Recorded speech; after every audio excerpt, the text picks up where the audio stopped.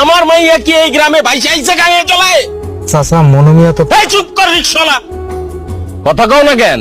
আমার মাইয়ার ভরণ পোষণ দিতে পারবা না, তাহলে বিয়ে করছিল কোন সাহসে?